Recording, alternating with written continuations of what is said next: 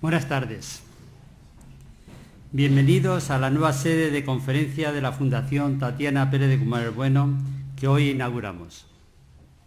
Y lo hacemos de la mejor manera posible, celebrando un acto académico para entregar los diplomas de las becas y ayudas a proyectos de investigación que hemos concebido por primera vez. Hace menos de 2 años nos presentamos en sociedad anunciando nuestro compromiso con los jóvenes, el medio ambiente y la investigación científica. Hoy acabamos de ver en este vídeo un resumen de todo lo que gracias a Dios ya se ha realizado y la variedad de proyectos en marcha. Pero hoy los protagonistas sois vosotros, los primeros investigadores y becarios de la Fundación. Es una gran alegría poder teneros entre nosotros para daros la bienvenida a esta gran familia que deseamos que sean de la Fundación Tatiana Pérez de Guzmán el Bueno. Agradezco a todos vuestra presencia, especialmente a las diversas autoridades académicas y civiles y a los directores de las cátedras de la Fundación que nos habéis querido acompañar hoy. Me siento también muy honrado por la presencia de los rectores que me acompañan en la mesa del segundo PIRIS de la Universidad de Extremadura, con la que mantenemos un estrecho vínculo por motivos históricos, y don César Nombela, de la Universidad Internacional Menéndez Pelayo. César Nombela no necesita presentación, puesto que es uno de los científicos más conocidos de nuestro país, una de las voces más valientes que claman en el desierto de la bioética española. Le agradezco que haya acogido con tanto cariño y simpatía los primeros pasos de esta fundación y su invitación a colaborar con su Universidad Internacional Menéndez Pelayo en la puesta en marcha de un pionero programa de doctorado transversal, muchos de cuyos cursos se impartirán en esta misma sede. Le cedo la palabra para que nos ilustre precisamente sobre la importancia de la ética de investigación científica.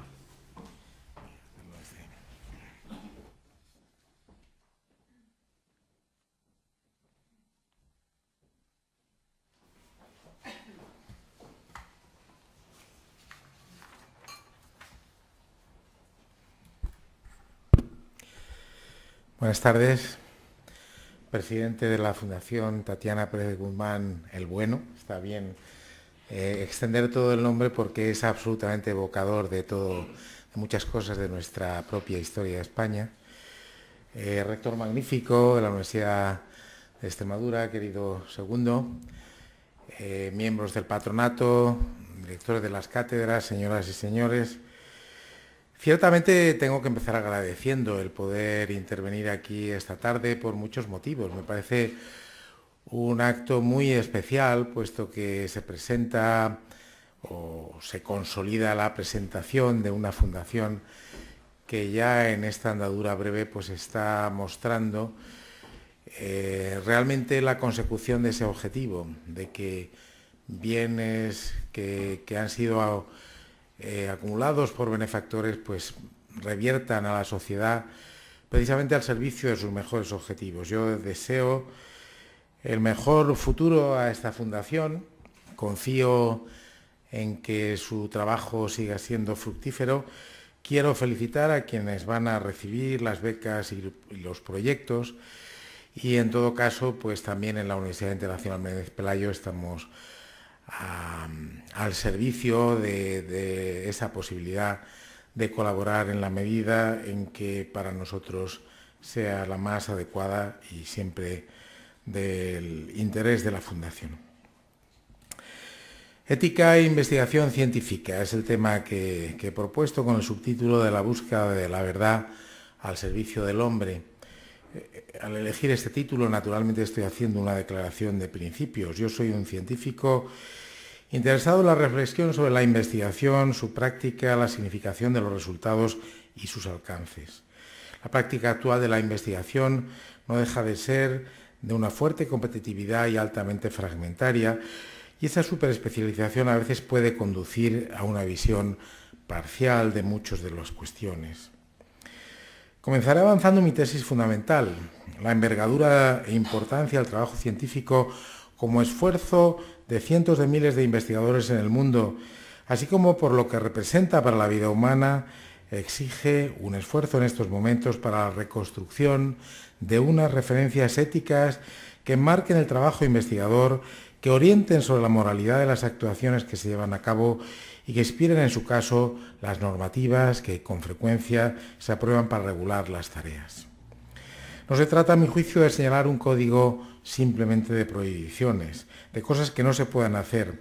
Yo no concibo la ética científica como una mera formulación de los límites de la ciencia. No solo no se trata de eso, yo soy de los científicos persuadidos de que avanzar en el conocimiento a estas alturas de la historia y con los medios que la ciencia nos ofrece supone un imperativo que solo puede estar limitado por las propias limitaciones humanas. No tenemos que tener miedo a conocer y a descubrir lo desconocido.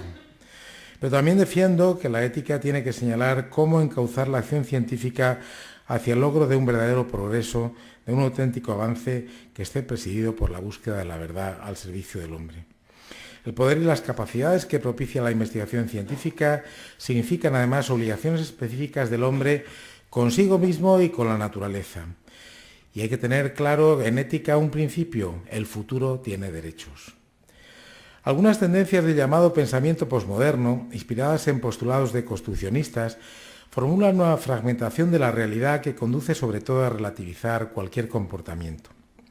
Pero una cosa es que la propia ciencia progrese desde análisis reduccionistas de los fenómenos naturales, para profundizar en sus fundamentos e interpretarlos en función de su significado, y otra que necesariamente conduzca a una revisión de la propia realidad, relativizando lo más esencial de la misma y sobre todo el comportamiento humano aplicado a la investigación científica.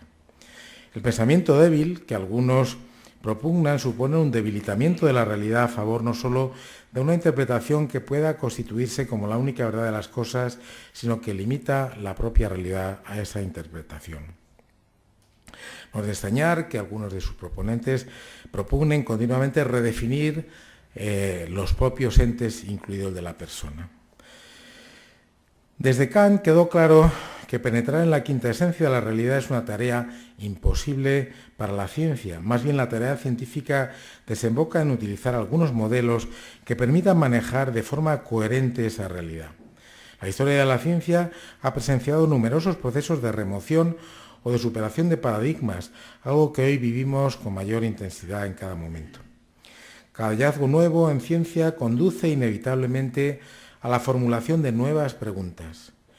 Esa actitud científica de apertura a lo desconocido, para mí cabe asimilarla a la indagación en el misterio. El científico que investiga tiene que confiar en seguir arrancando los secretos a la naturaleza, precisamente para encontrarse con la verdad. Y podemos decir que la ciencia ha triunfado, ciertamente, entre otras cosas por su poder para hacer posible la transformación de la realidad. Y en ese triunfo estamos, no solo porque la capacidad de profundizar se ensancha y se agranda, sino porque cada vez confiamos más en el empleo de la técnica que se deriva del conocimiento científico. En palabras de Antonio Fernández Rañada, la ciencia es tan poderosa porque ha sabido extraer su fuerza de los límites humanos. Nadie duda hoy de que este poder, aunque sepamos de la necesidad de encauzarlo dentro de un marco de referencias éticas, porque su utilización correcta no está garantizada. Y es en este último interrogante, el de la ética, en el que concentraré la atención de esta exposición. Es la pregunta sobre el obrar, el qué hacer, el cómo obrar bien, que también ha acompañado al hombre a lo largo de su existencia. Muchas han sido las formulaciones sobre la libertad humana y el hombre como ser moral. A mí me interesa, como científico de las ciencias de la vida, la propuesta de Francisco Ayala precisamente desde la biología. Como seres humanos tenemos libre albedrío, podemos anticipar las consecuencias de nuestros actos y a partir de ahí podemos elegir entre distintas alternativas. Nuestra inteligencia, alcanzada en el curso de la evolución, nos permite efectuar juicios morales y optar por la forma de obrar. Es algo que niegan los proponentes de un determinismo que sería consecuencia de nuestra constitución material, para algunos la única que nos explica. Francisco Ayala, sin embargo, se ha referido con mucha claridad, afirmando que la biología es suficiente para entender la naturaleza ética del comportamiento humano, pero no para explicarla. Sabemos desde luego que somos la única especie biológica capaz de actuar anticipando las consecuencias de nuestras acciones y de elegir en función de criterios que pueden ser los de verdad, bien, amor, justicia. Somos, por tanto, la única especie biológica capaz de un comportamiento ético. Y para entrar de lleno en materia, me gustaría referirme a las formulaciones recientes de un científico como Sidney Brenner, que alcanzó el Premio Nobel de Fisiología o Medicina en 2002, que es un poco revelador de ese afán de buscar unas bases para un comportamiento ético. Brenner alcanzó este premio Nobel una vez que había superado ampliamente su madurez y escribía hace 3 años el texto editorial de fondo de un número de la revista Science que llevaba por título La humanidad como sistema modelo. Lo escribía para plantear los progresos de la medicina molecular como base de un nuevo paradigma para la salud pública. Y este texto, aparentemente exclusivamente científico, concluía: hace poco me preguntaba un estudiante cuáles eran las normas de ética que debe adoptar un científico de la biología. Enseguida me vinieron a la mente 2 prescripciones. La primera, común para todo científico: decir la verdad. La segunda, comprometerse con toda la humanidad.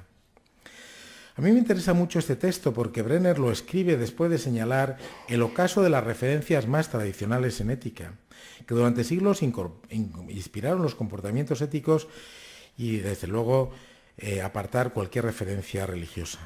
Y, sin embargo, en esta cita hay una aceptación desde estos nuevos supuestos de aquellos elementos que han fundamentado el pensamiento fuerte propio de una ética tradicional y, por qué no decirlo, de una ética cristiana.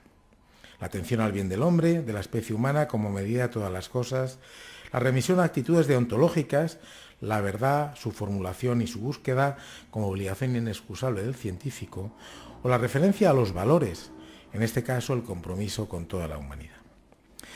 Ninguna de estas actitudes, por tanto, es nueva. Lo que pasa es que el autor las presenta como formulaciones derivadas de lo que llama un nuevo paradigma alcanzado por la ciencia tras los 50 años del modelo de la doble hélice del DNA.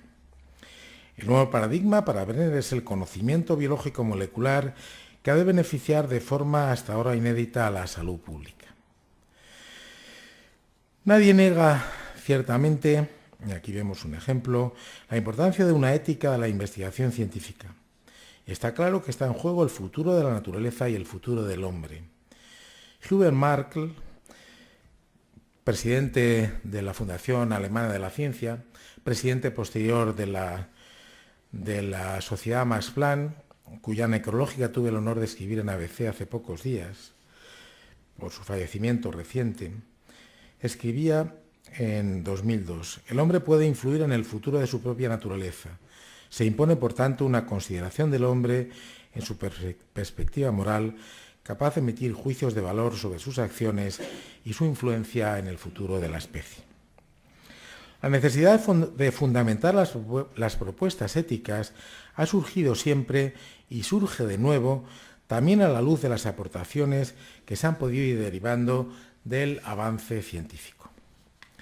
Como es sabido, para Aristóteles la naturaleza, y en concreto la naturaleza humana, constituye la fuente de la moralidad.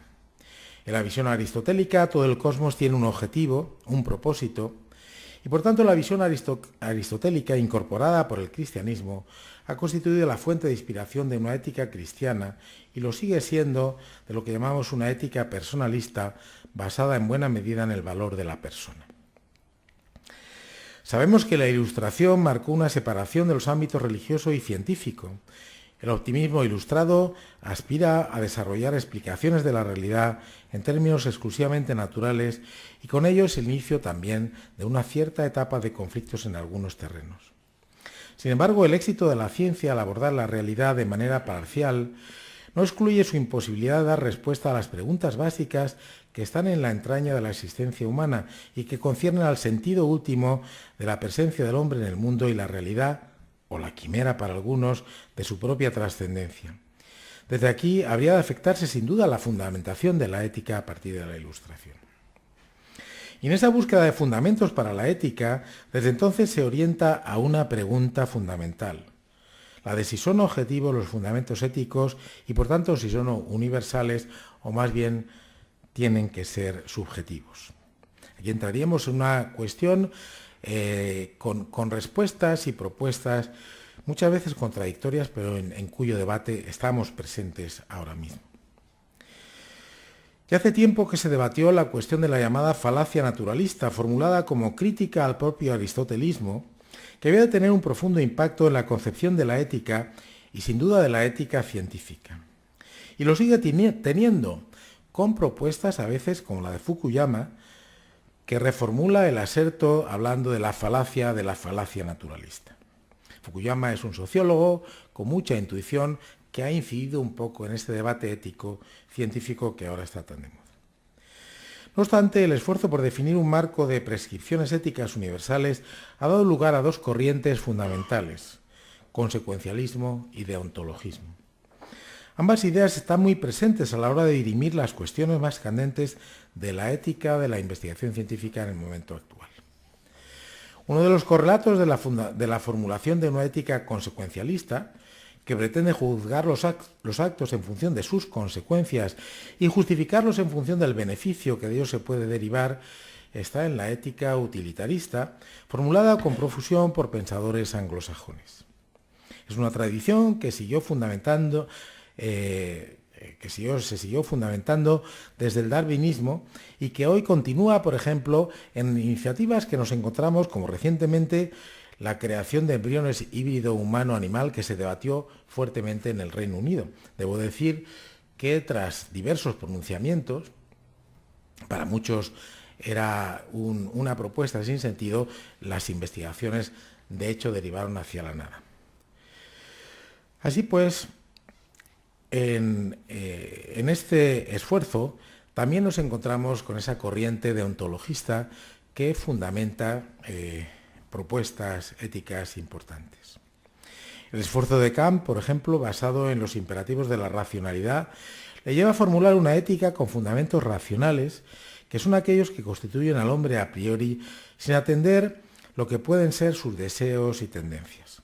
La ética de raíz kantiana ha seguido y sigue influyendo como base de una racionalidad que demanda un comportamiento en el que cada uno debe aspirar a que la norma que le inspire tenga carácter universal, a tiempo que cada ser humano debe ser tratado en esta propuesta como un fin, nunca como medio de manera exclusiva.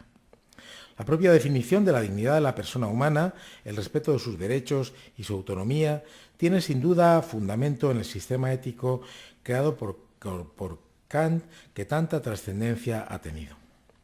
En el siglo XX se ha continuado profundizando en el debate ético con formulaciones que igualmente hacen referencia a los aspectos fundamentales de una ética de la investigación científica.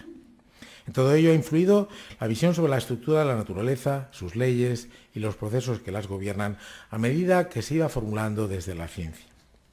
Y no hay que olvidar que la física del siglo XIX, si esa física del siglo XIX había supuesto una aproximación basada en una naturaleza totalmente determinista, la física, los progresos científicos del siglo XX, en especial la física, conducen a hallazgos inesperados de tal manera que se da paso a lo que llamamos el realismo no clásico, un edificio científico basado en el principio de incertidumbre, el análisis probabilístico de los fenómenos y la importancia del observador y los fenómenos observados. La estructura de la materia y el conjunto de partículas que integran el átomo se ha de describir en términos distintos de los que se utilizan para la escala planetaria. En definitiva, el universo equilibrado y estable de Newton resulta no ser tal, sino un universo en expansión a partir de esa gran explosión que llamamos el Big Bang y que viene documentada por una nueva cosmología definitoria de sus procesos de evolución e interconversión masa-energía. Estamos, por tanto, en un marco científico diferente que naturalmente ha visto y ha resultado tener influencia en la percepción ética. Y en el mundo de lo vivo se interpreta ya como parte del propio mundo físico, también en evolución, en proceso de cambio. La evolución biológica llega a interpelar al hombre sobre el sentido de la existencia. Y las respuestas que se han dado y que conciernen también al ámbito ético van a tener ese impacto en la ética al sentenciar, por parte de algunos, que carece de sentido toda moral basada en la teleología, puesto que según esa propuesta los seres vivos no están orientados a ningún fin, sino que son el resultado de un proceso ciego y azaroso, que es el de la selección natural, en el que esa selección natural juega un papel fundamental.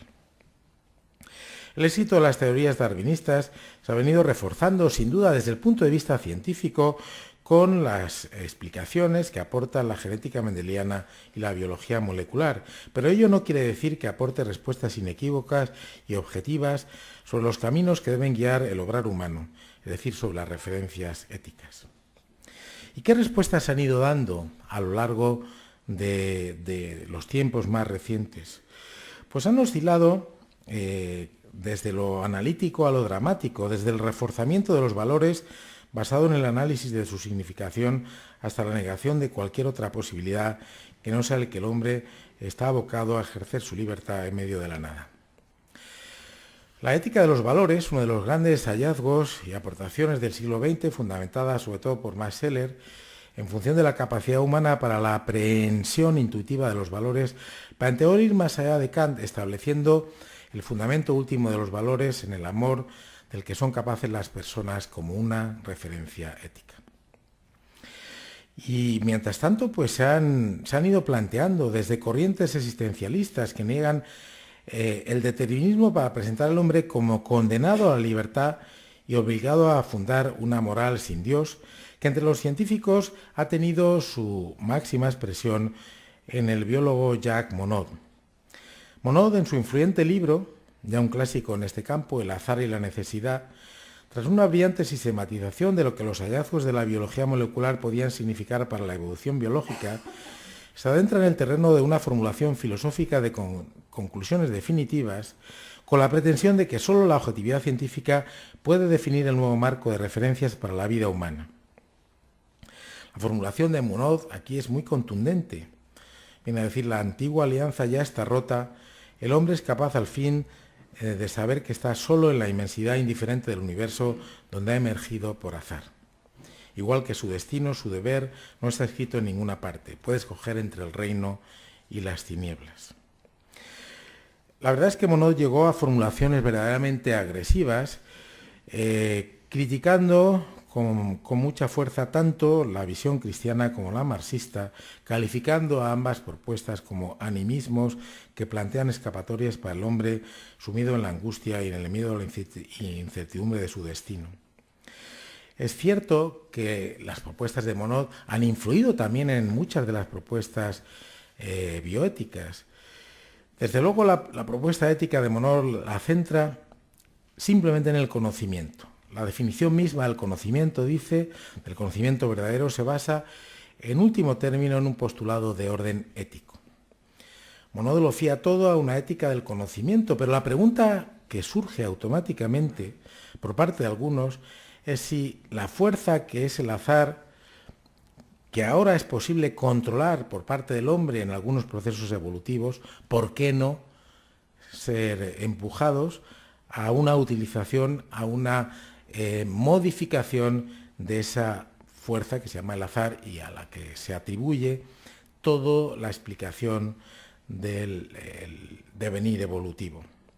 Y de ahí surgen propuestas eugenésicas que están presentes en la bioética actual y que desde luego pues algunos postulamos que deberían plantearse sus consecuencias y realmente analizarse en qué medida se pueden considerar legales. Pero se habla de una eugenesia liberal, se habla con la expresión en inglés de shopping in the genetic market, que encontrarían un fundamento precisamente en estas propuestas. Pero si seguimos buscando referencias éticas actuales que tienen autoridad, podemos encontrar con lo que representó la Escuela de Frankfurt y su actual máximo representante, el filósofo Jürgen Habermas. La Escuela de Frankfurt surge como un exponente claro del pensamiento marxista en sus inicios, pero acaba dando lugar a pensadores como Habermas que fundamentan una ética racional incorporando los mejores fundamentos desde Kant. Habermas, que ha intervenido mucho en el debate de ética científica y en debate fundamentalmente bioético en tiempos recientes, y hace su incursión con un discurso muy exigente en el campo de la bioética. Y es el autor de una propuesta que que podemos calificar de post-metafísica, basada en lo que llama la ética del discurso, que utiliza la racionalidad instrumental, que propone una resolución de los conflictos sobre verdad y corrección moral sin renunciar a la universalidad de los principios morales y a la autonomía de cada hombre convertido en legislador.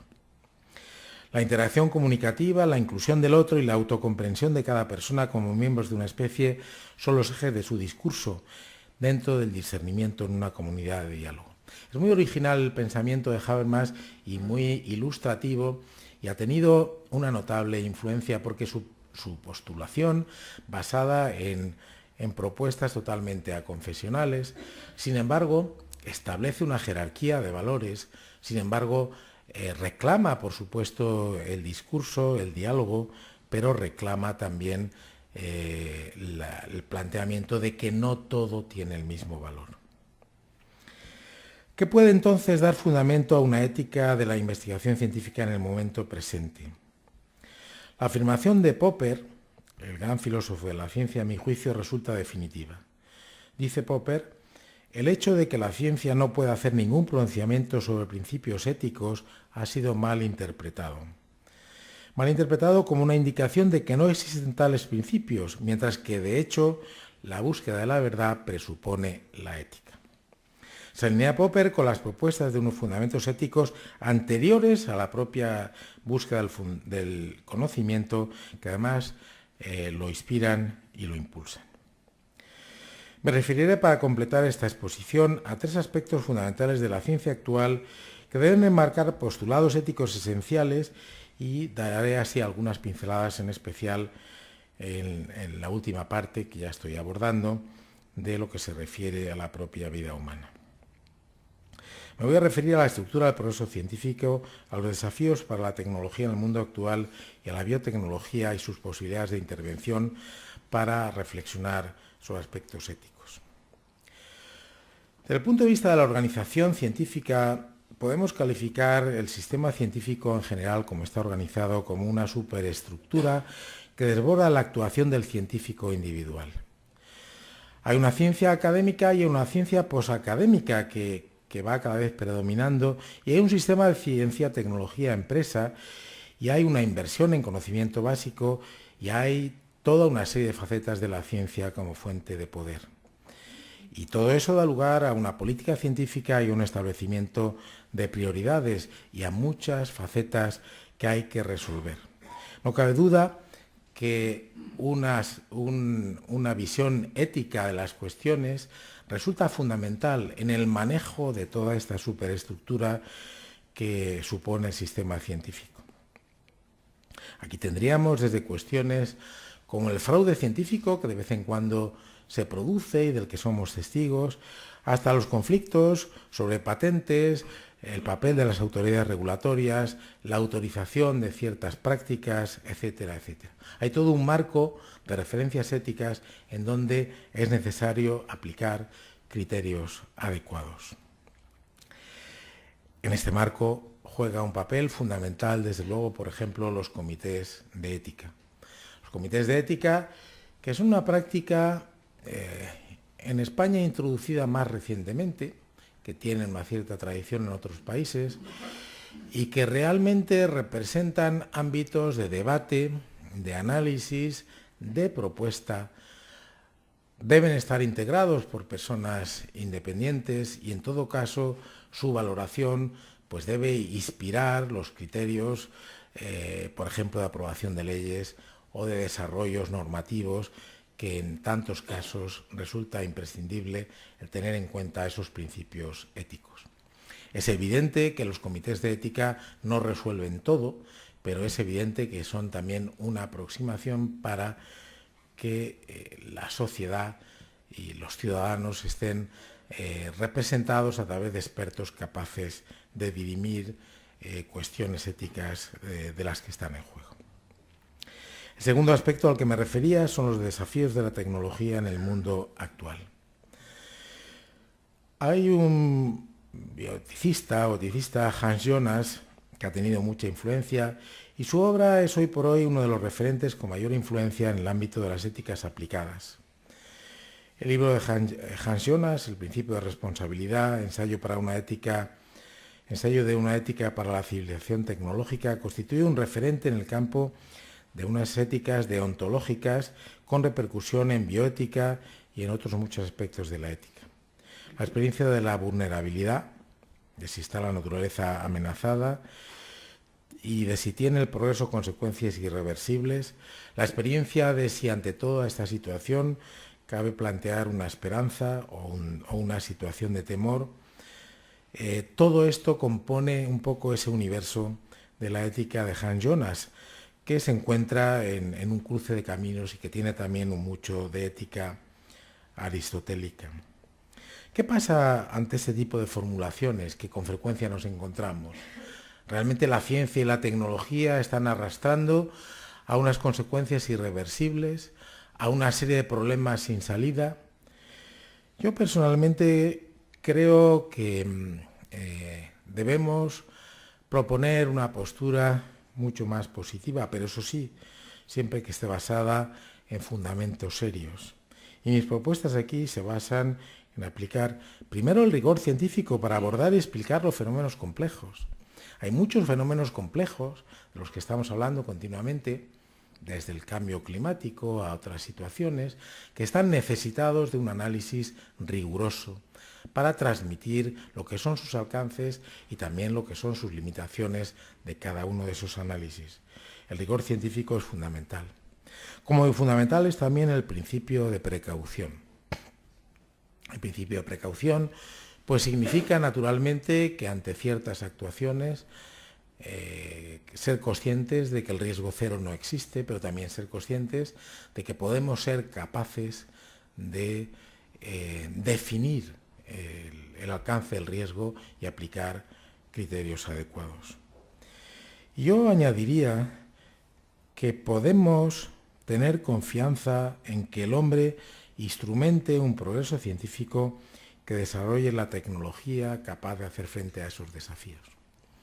Realmente no expreso aquí una fe ciega en cualquier tipo de ciencia, pero sí en la posibilidad de que muchas de las cuestiones que ahora están sobre el tapete y que para las que no tenemos una respuesta, el futuro de la energía, la limitación de sus fuentes y todo ello, vayan teniendo un desarrollo adecuado y correcto al servicio del futuro de la humanidad en función de la aplicación también de criterios tecnológicos, no solo éticos. Y termino ya con algunos comentarios un poco más extensos que los anteriores sobre la vida humana como referente para la biotecnología actual. En lo que es nuestra propia cosmovisión, naturalmente tenemos que incorporar lo que la biología ha ido poniendo de manifiesto sobre la naturaleza de los vivientes, incluidos nosotros mismos. Como muy bien señala Ayala, Darwin completó la revolución copernicana, marcando con todo ello el nacimiento de la ciencia moderna. Con Darwin, el mundo de lo vivo se hace parte integrante del mundo físico a través de esa teoría evolutiva.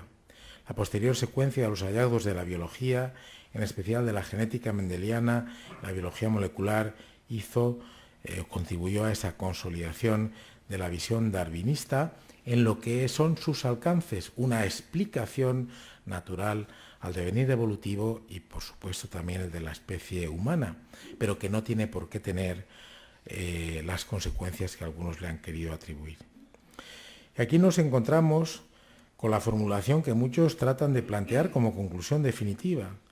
Si la selección natural es la fuerza creadora de un mundo sin propósito, cambien entonces la palabra propósito por sentido y encontrarán el ámbito de especial confrontación en el que muchos han propuesto que la ciencia moderna anulaba cualquier visión trascendente de la vida del hombre.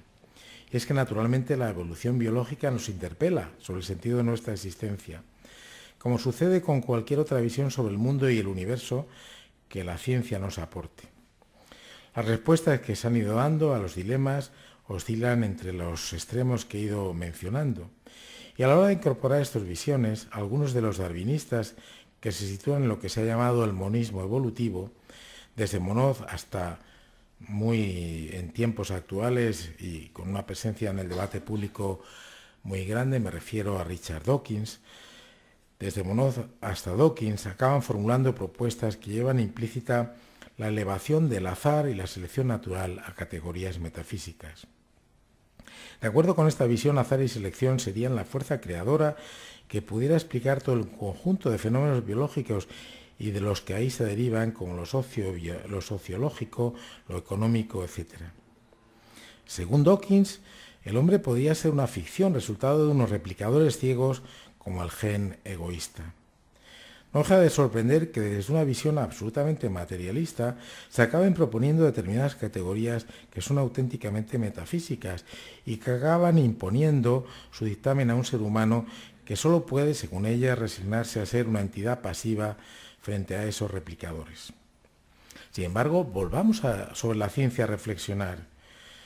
Y como ha señalado con mucha precisión el profesor Fernando Sols, entre otros, el azar es un concepto esencial para diversas disciplinas científicas como la biología evolutiva, la física cuántica o la estadística.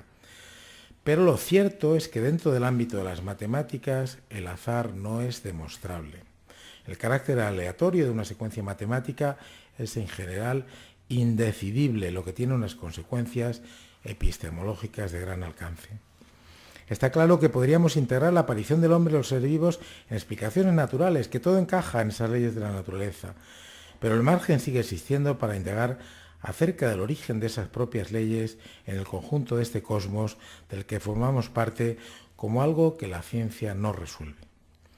Son las leyes del universo en las cuales el azar, lo que quiera que sea, y la selección natural han operado. Son esas leyes del universo, pero esas leyes también tienen o pueden tener sus fundamentos.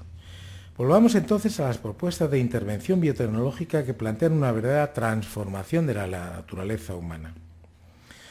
El filósofo alemán Sloterdijk toma postura a favor de esa transformación técnica de la naturaleza humana, según sus propias palabras, para acabar con una situación de embrutecimiento de la especie a la que los maestros son incapaces de domesticar. He leído textualmente la cita.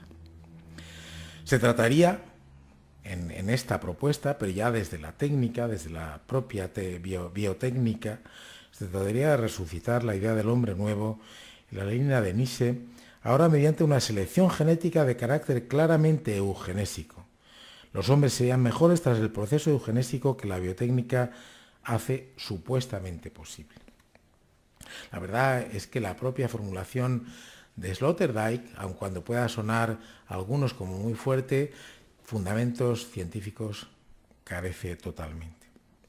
Y sin llegar a una formulación tan contundente, el científico y pensador Edward Wilson ha hecho la siguiente afirmación: la humanidad alcanzará una posición deiforme para tomar el control de su propio destino último.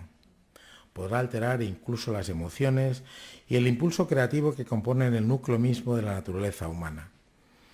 Y añade, el Homo sapiens, la primera especie verdaderamente libre, está a punto de licenciar la selección natural. Yo estoy convencido de que proposiciones como las anteriores suscitan no solo reservas éticas, que se derivan del rechazo que puede producir el arrogarse la facultad de dominar la naturaleza humana, decidiendo sobre el destino biológico de los semejantes por parte de quien sea, sino que incluso cabe pensar que la factibilidad de tales planteamientos en muchos casos choca con notables limitaciones imposibles de superar. La pregunta de cómo podemos diseñar y generar seres humanos programados de una determinada forma no parece tener hoy una respuesta. Habermas ha acuñado la expresión persona programada genéticamente al señalar el impacto que todo ello tiene en la autocomprensión de la propia existencia. Y añade Habermas, en nuestra libertad puede estar cambiar de opinión, pero no cambiar de genes si esos genes se nos han sido dados por voluntad de otro. En definitiva, el individuo seleccionado puede percibir muchas circunstancias de su existencia como algo condicionado por una decisión externa, lo que no ocurre con los demás seres humanos. El profesor Andrés Moya, catedrático de Genética de Valencia, aún desde una visión del ser humano bajo la perspectiva de un monismo evolutivo, formula una crítica severa a la apuesta por lo que llama una ciencia fáustica que plantea como válida cualquier intervención biotécnica sobre el ser humano para superar los límites sin importarle vender su alma al diablo. Es su expresión textual. En el reciente libro de Andrés Moya sobre naturaleza y futuro del hombre, ha reflexionado sobre estos planteamientos fáusticos que proponen modificar la naturaleza humana en busca de logros portentosos, aunque la aventura no tenga otros controles que el vamos a ver qué pasa. En definitiva, más allá de la radicalidad del pensamiento, tengo para mí que muchas de estas formulaciones están basadas en hipótesis que no se confirmarían.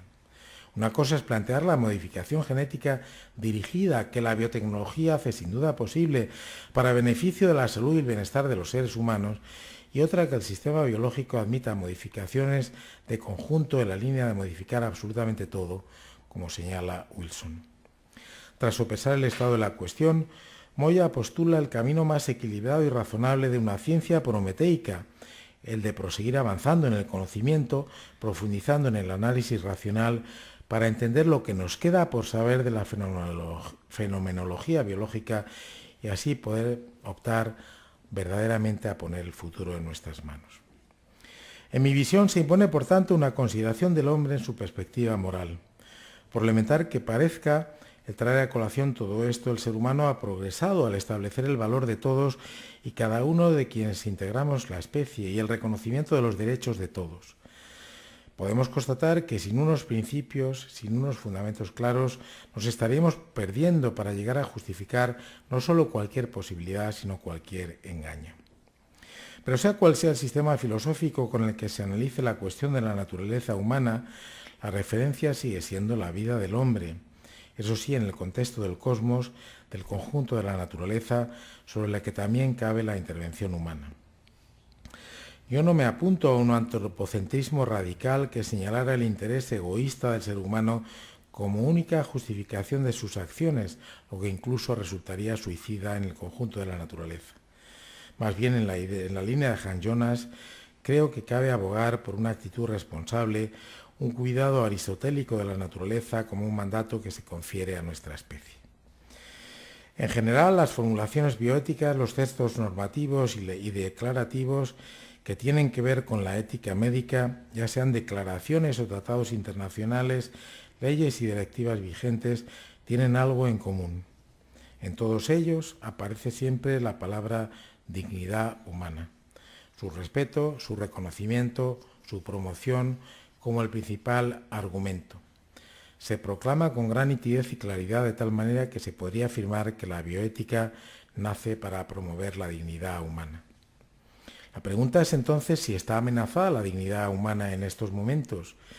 Y aquí no tengo tiempo de detallar, pero naturalmente cuando se plantea la procreación por clonación o manufactura de seres humanos, cuando se plantea la utilización de embriones como material explotable en investigación o en la industria, cuando se plantea, por ejemplo, la creación de híbridos hombre-animal o hombre-máquina, cuando se plantea el tráfico de órganos, cuando se plantea la eliminación de memorias o transformación de la identidad personal, estamos en presencia de amenazas a la dignidad humana.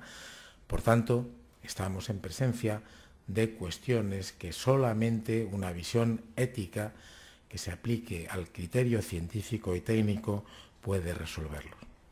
Y ya termino. A mi juicio, ese futuro, que efectivamente puede estar en nuestras manos, ha de estar basado en una valoración adecuada de lo que representa la vida del hombre, la de todos y cada uno de quienes integramos la especie. El filósofo alemán von Herder, que vivió antes que Darwin, y por tanto antes del famoso libro de Darwin, del origen de las especies, con una cierta intuición calificó al hombre como primer liberado de la creación. ¿Puede esta visión ser compatible con la idea científica del hombre como parte del devenir evolutivo? A mi juicio, desde luego que sí. Como afirma Nicolás Jouve, conviene recordar que a diferencia del resto de las especies, los humanos no nos limitamos solo a dejar descendientes y transmitir genes, sino a adquirir experiencia y conocimiento y transmitirla a nuestros hijos en forma de cultura. Significa que en el fenómeno humano a la evolución biológica se añade la evolución cultural. Esta es exclusivamente humana y se basa en la transmisión de información mediante un proceso de enseñanza y aprendizaje con independencia de la herencia biológica. Aquí podríamos encajar esa formulación tan atractiva para mí de von Herder, a la que me refería hace un momento. Si somos el resultado de un proceso natural, un devenir evolutivo, gobernado por unas leyes naturales, eso es solo el punto de partida, que no obliga a renunciar a la tensión característica de lo humano. Y termino ya con una cita del ecologista y filósofo Hans Roslund, que acaba diciendo: tras 400 años de ciencia e ilustración, la cuestión de los valores permanece en el siglo XXI tan aguda y tan dolorosa como siempre. El reconocimiento y el respeto de la dignidad humana no es algo trivial. De ello depende en buena medida nuestro futuro. Muchas gracias por su atención.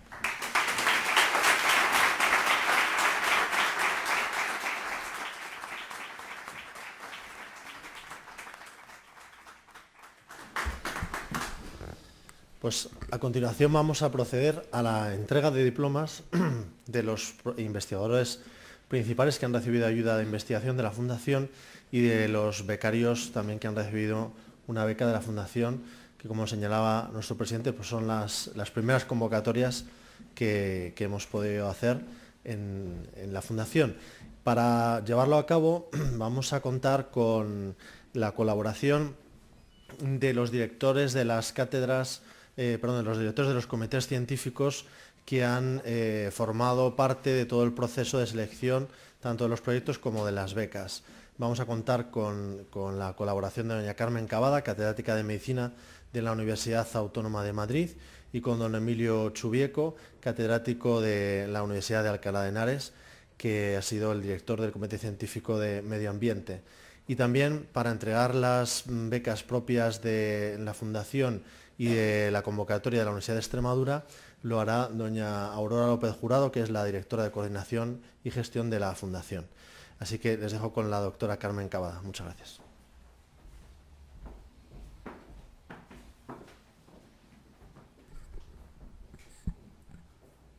Señor presidente del patronato de la Fundación Tatiana Pérez de Guzmán el Bueno, magníficos y excelentísimos señores rectores de la Universidad Menéndez Pelayo y de la Universidad de Extremadura, señoras y señores, amigos todos, buenas tardes. Me corresponde presentarles las acciones de apoyo de la Fundación en el área de la neurociencia y concretamente en lo relativo a los proyectos y las becas. Comienzo informándoles de que para la selección tanto de proyectos como de las becas en neurociencia, la Fundación contó con el apoyo de un comité científico formado por los siguientes expertos. Luis Miguel García Segura, del Instituto Cajal, Consejo Superior de Investigaciones Científicas de Madrid; Jesús Flórez Veledo, de la Universidad de Cantabria; Joaquín Fuster, de la Universidad de California en Los Ángeles; José María Serratosa Fernández, de la Fundación Jiménez Díaz de Madrid, y yo misma. A la convocatoria de proyectos se recibieron 216 solicitudes. La convocatoria estaba dirigida a proyectos enfocados a la comprensión del sistema nervioso humano y de las enfermedades que lo afectan, y a investigadores que realizaran su trabajo en España. Se llevó a cabo un riguroso proceso de selección por pares inicialmente, que enviaron sus evaluaciones, y sus informes fueron examinados y tenidos en cuenta por los miembros del comité científico para hacer una propuesta a la Fundación. Y concretamente se presentó dicha propuesta al patronato de la Fundación, que decidió apoyar la financiación de 8 proyectos de investigación. A continuación, los investigadores principales que lideran cada uno de estos proyectos pasarán a recoger su diploma acreditativo. Yo los iré nombrando en orden alfabético. Montserrat Arrasate Iragui, del Centro de Investigación Médica Aplicada, CIMA y Universidad de Navarra.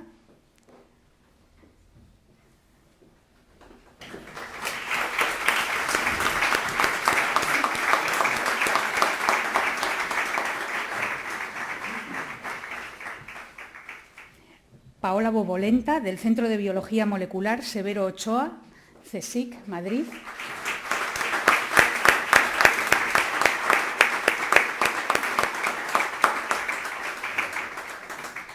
Miguel Ángel Correa Duarte, de la Universidad de Vigo.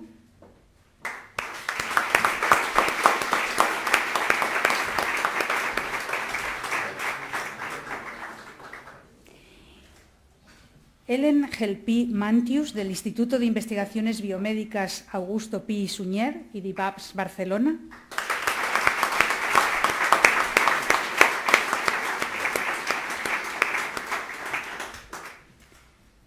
Eloísa Herrera González de Molina, del Instituto de Neurociencias de Alicante, CSIC.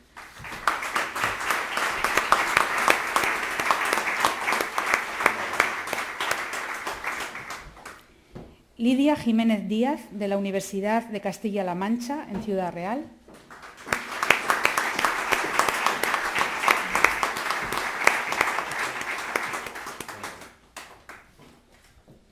Ariadna Laguna Tuset, de la Fundación Hospital Universitario Vall d'Hebron, Barcelona.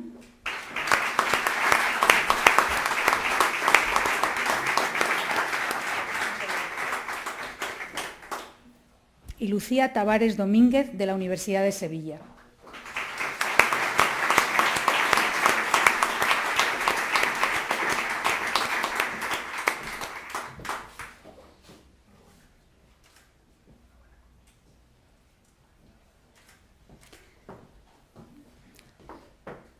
La convocatoria de becas contratos predoctorales en neurociencia estuvo dirigida a españoles que fueran a realizar su tesis doctoral en un programa de doctorado acreditado oficialmente en España.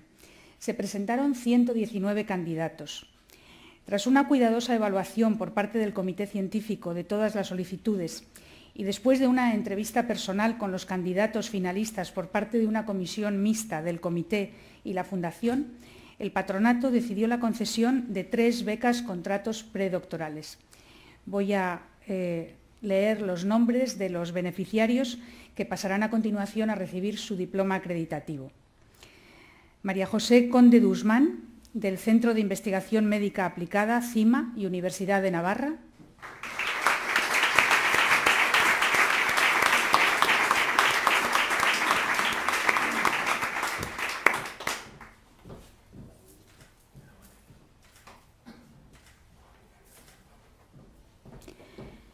Raquel Francés Romero, de la Universidad de Cantabria.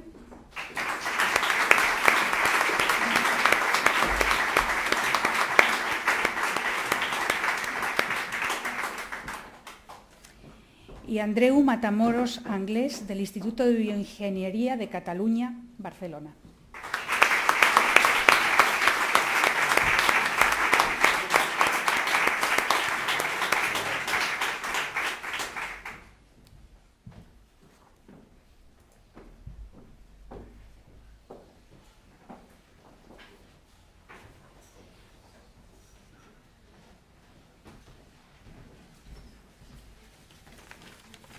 Buenas tardes, queridos presidente de la Fundación y rectores que nos acompañan.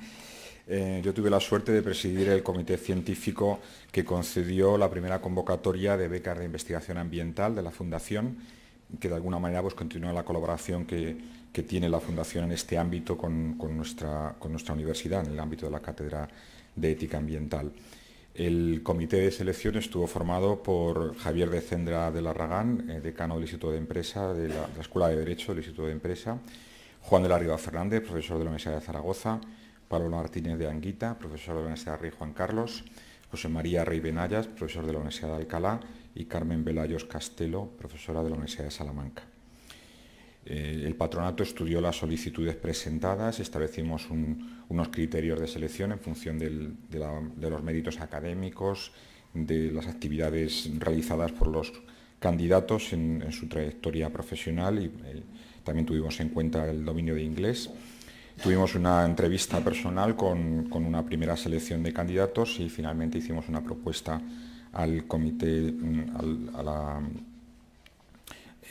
patronato de la Fundación. Esta propuesta se aprobó el 16 de octubre de 2014 y finalmente se seleccionaron 4 becas contratos predoctorales en ámbitos, como decía Inicio, relacionados con la investigación ambiental entre las 57 solicitudes que se presentaron.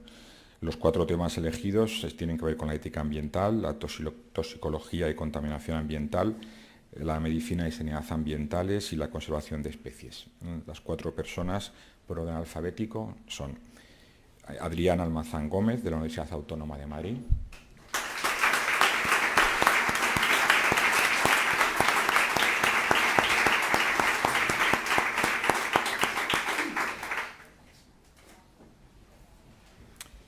María Lorenzo Martínez, de la Universidad de Valencia.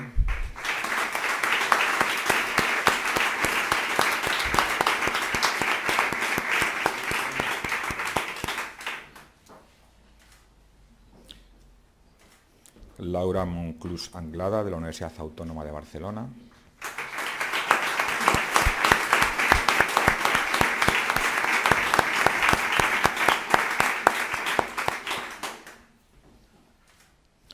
Y Bruno David Suárez de Tangil Suárez, de la Estación Biológica de Doñana, del Consejo de Investigaciones Científicas.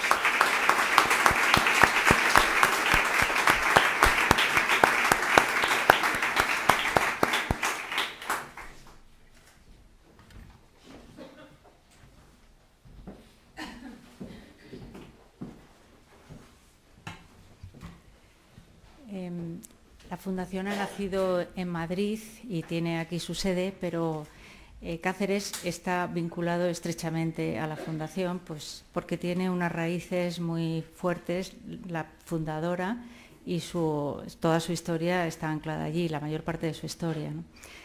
Por eso el patronato de la Fundación ha querido vincular y cerrar más los lazos con esta ciudad, convocando allí un programa de ayudas para los investigadores jóvenes. Estas ayudas se han evaluado por un comité científico formado por profesores de la Universidad de Extremadura, que son personas con una larga carrera investigadora y se han especializado en campos científicos, biomédicos y técnicos. De esos campos han sido seleccionados los becarios que ahora nombraré. El patronato recibió la evaluación por parte del comité científico y en la Junta de 29 de septiembre de 2014 se concedieron 5 becas contratos predoctorales y 2 becas contrato postdoctorales. Paso a nombrar a los becarios que han podido asistir a Madrid, alguno no ha podido, para que recojan su acreditación. Violeta Calle Guisado.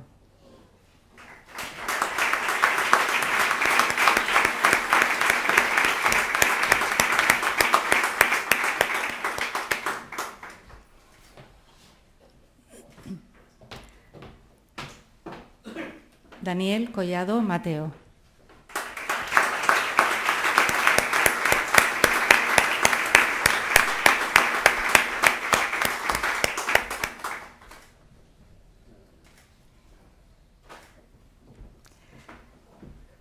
Carmen Fernández Echeverría.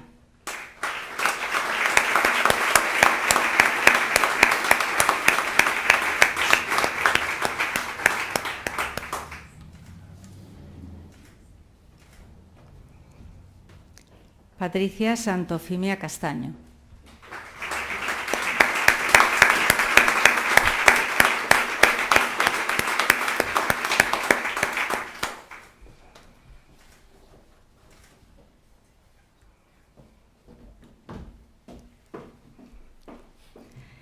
Por otra parte, en estos 2 primeros años de andadura que tiene la Fundación, ha querido hacer una apuesta decidida para apoyar a la Universidad Española.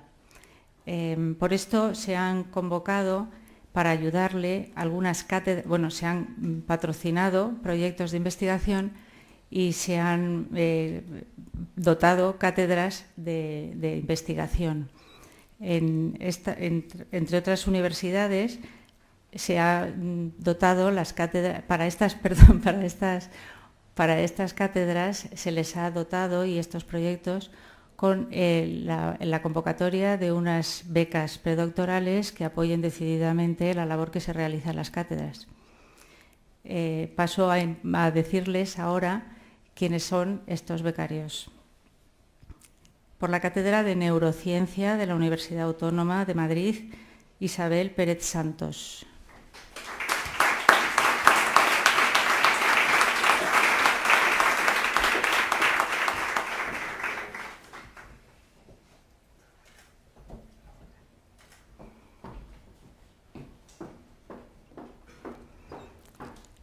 Por el proyecto de investigación en medicina con la Universidad de Alcalá de Henares, Alicia Bort Bueno.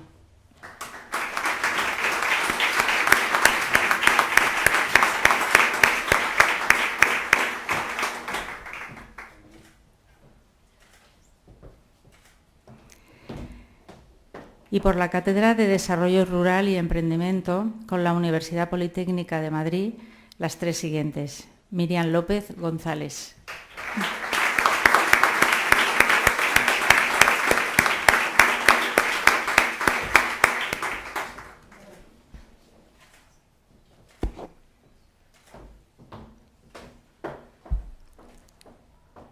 Pablo Vidueira Mera.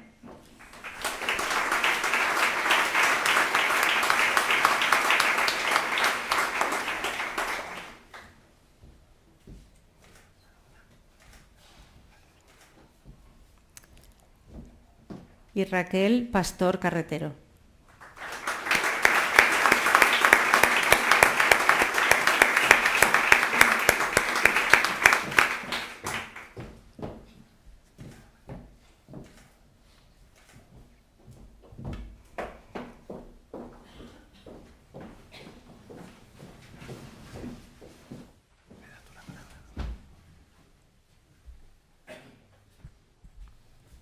Tiene la palabra el rector de la Universidad de Extremadura, don Segundo Piris.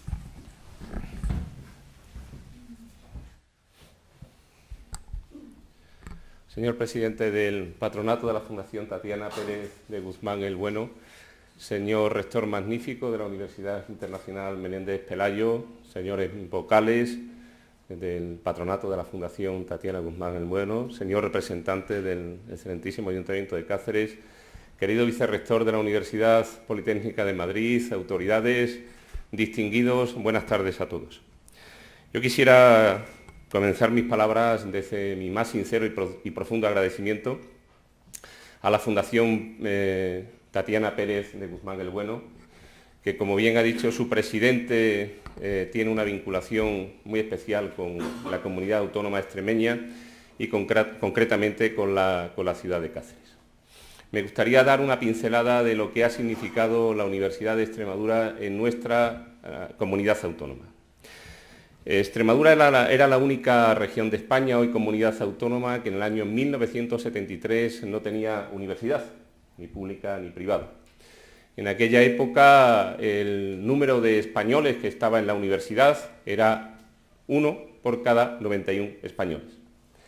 El número de extremeños que estaba en la universidad en aquel año 1973 era 1 por cada 345 extremeños. Es decir, el rango, el diferencial de estudiantes universitarios en Extremadura con la media del resto de España era de en torno de 1 a 4.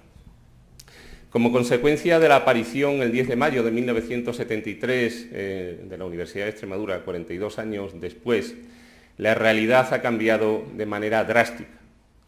En este momento en nuestro país el porcentaje de universitarios en el rango comprendido entre 24 y 35 años está la media en el 39% y en nuestra comunidad autónoma está en el 36%, por lo tanto estamos prácticamente en la media del país y estamos por encima de 5 comunidades autónomas. Yo creo que doña Tatiana, que seguro que conocía parte de estos datos, estará legítimamente orgullosa y satisfecha del papel que ha hecho la Universidad Pública de Extremadura por el desarrollo y el progreso de su tierra. Y precisamente aquí es donde quería incardinar el poder que tiene el esfuerzo que está haciendo la Fundación Tatiana Pérez de Guzmán el Bueno. Recordemos dos cosas. En primer lugar, que tiene apenas 2 años de andadura. Y en 2 años de andadura la cantidad de distinciones que se han dado, yo creo que son suficientemente importantes. En segundo lugar, que las solicitudes han sido muchas. Por lo tanto, seguro que los miembros de los jurados científicos han tenido que hacer una labor exigente y rigurosa para poder premiar entre tanto bueno a los mejores. Por lo tanto, mi más sincera felicitación a todos los que habéis formado parte del jurado. Creo que la investigación en nuestro país también ha cambiado casi tanto como la educación superior en nuestra comunidad autónoma en Extremadura. Recordemos que en los años 80 donde la investigación española, no sé si decir que era simbólica, pero era poco importante, porque no se había hecho nunca una apuesta decidida por la investigación en nuestro país. En los años 80 España tenía un peso muy poco importante en el mundo desde el punto de vista de la investigación. No éramos ni más torpes ni más listos que el resto del mundo, sino simplemente que no se había apostado por la investigación de forma generalizada. Cuando se empieza a apostar en España por la investigación de forma generalizada, aunque nunca, en ninguna época de esta historia reciente de los años 80, hemos llegado a ese 2, 3 o 4,1% de Producto Interior Bruto que invierte el Estado de Israel en la investigación, que es el Estado que más invierte de su Producto Interior Bruto en la investigación, aunque apenas hemos pasado del 1,3% en la época donde más se ha invertido, España actualmente ocupa la 9ª posición mundial en producción científica. Para un Producto Interior Bruto nacional que representa el 2% del Producto Interior Bruto mundial, producimos el 3% de la producción científica del mundo. Es decir, con una inversión inferior a la que han hecho los países a los que nos queremos parecer, Francia, Alemania, hemos alcanzado una posición muy digna. Y esa posición, cuando se mide en función de la calidad de la producción científica, nos sitúa en 10ª posición a nivel mundial. Querido presidente, en ese contexto, el esfuerzo que hacéis por poner los recursos de la Fundación apoyando a lo mejor que tenemos en la universidad, a las mentes más brillantes, a las personas más capaces, a las personas más preparadas, creo que es una apuesta ganadora y necesaria. Ganadora porque apostar por lo bueno siempre es sinónimo de éxito. Y necesaria porque los últimos tiempos, motivados por la crisis económica, nos han llevado a unos ajustes en la investigación que no van por buen camino. Necesitamos más recursos para la investigación, necesitamos más recursos para que este país salga más rápido de la crisis. Por lo tanto, los esfuerzos que se hagan en este sentido, y más si vienen de una fundación privada, deben ser agradecidos, reconocidos y puestos de manifiesto de forma clara y contundente. Yo estoy muy agradecido por el esfuerzo que hacéis, creo que estamos en buenas manos, creo que apostar por estos jóvenes es sinónimo de éxito y la apuesta que tenemos que hacer todos, también la Administración, es para que estos jóvenes, una vez formados, no se vayan de nuestro país, porque nos necesitamos aquí, nos necesitamos dando ese valor añadido. Se ha hecho un esfuerzo muy importante para su formación y no nos podemos permitir el lujo que luego vayan a dar ese valor añadido a otros países.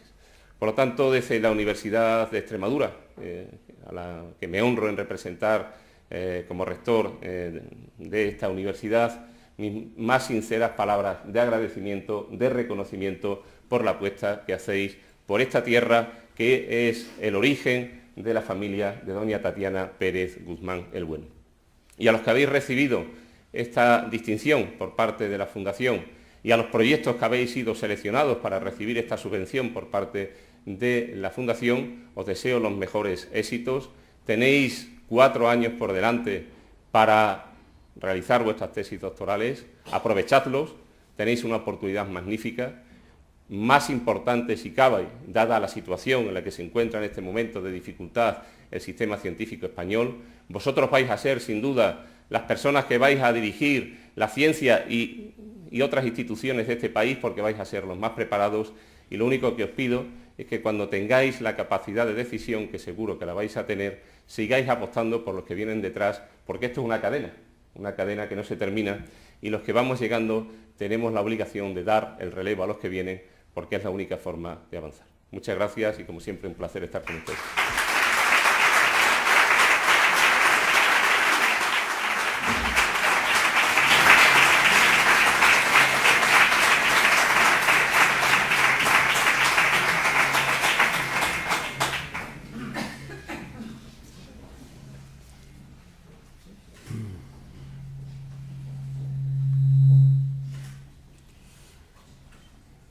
Terminamos ya el acto académico, pero comenzamos una nueva etapa de la vida de la Fundación, en la que contamos con todos vosotros.